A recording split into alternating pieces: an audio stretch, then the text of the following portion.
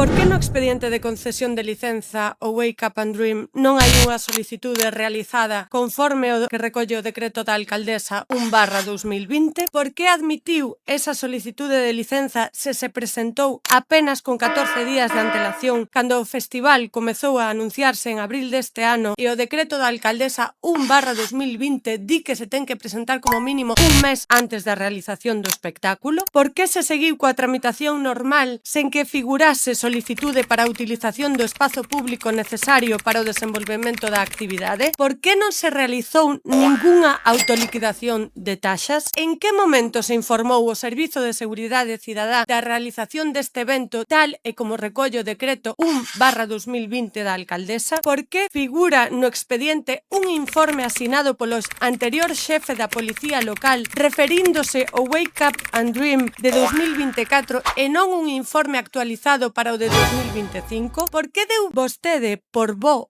un estudo de seguridade e saúde para a montaxe das instalacións no Parque de Bens que cita o Hospital de Toledo como lugar onde acudir en caso de urxencia durante o proceso de montaxe da carpa no Parque de Bens da Coruña, volvo dicir, para acoller o Wake Up and Dream? Por que lle concedeu vostede licenza habendo varios informes técnicos que desaconsellaban a súa realización no Parque de Bens pola súa proximidade ao Enil das Illas de San Pedro, pola súa afección ao parque e a infraestrutura verde ou porque non é coherente co plan de acción en materia de ruído? Por que a licenza que asina vostede reproduce e dá por bo o informe desa consultora contratado pola empresa interesada en facer o festival e que se dedica, ademais, esa licenza que asina vostede a rebater, a necesariedade do informe do funcionario e os argumentos do informe do Servizo de Medio Ambiente e do técnico na materia?